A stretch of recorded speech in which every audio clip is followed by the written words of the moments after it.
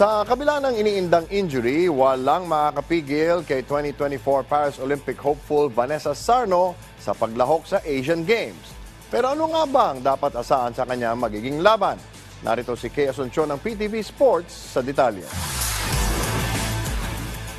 Hindi pa rin tapos ang recovery stage ng Boholana weightlifter na si Vanessa Sarno mula sa kanyang natamong left elbow injury sa International Weightlifting Federation o IWF World Championships na ginanap sa Riyadh, Saudi Arabia 1 linggo pa lamang ang nakalilipas.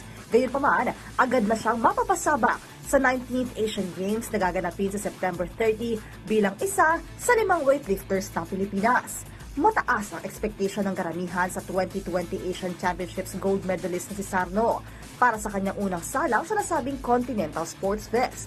Pero, aniya? Yung Worlds, po yung performance ko kasi nagka-injury po ako nung sa snatch. Hindi ko na po tinuloy. Tas, on recovery pa rin po ako ngayon. So, hindi ko po alam kung ano pong maano sa laro sa Asian. Kasi mahirap po na pag ipipilit ko po na ibuhat, mas mag-worse pa siya.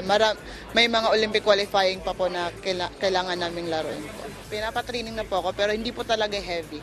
Susubukan pa po mag-training po ngayon. Isa pa sa mga magiging challenge sa 2-time SEA Games gold medalist ay ang pagsabak sa women's below 76 kg category, ang timbang na unang beses niyang lalahukan. Ang kanyang regular weight class na below 71 kg event ay hindi pasok sa lineup ng host country at weightlifting powerhouse China, dahilan kaya't kailangan niyang magpalit ng timbang. Bukod kay Sarno, bubuhat din sa kanyang bagong weight category sa Asian Games ang Olympic gold medalist na si Heidi Diaz, na sasalang naman sa 59 kg. Samantala si Tokyo Olympic campaigner Elrin Ando naman ay lalaro sa 64 kg event habang si Rose G. Ramos ay bubuhat sa 49 kg event.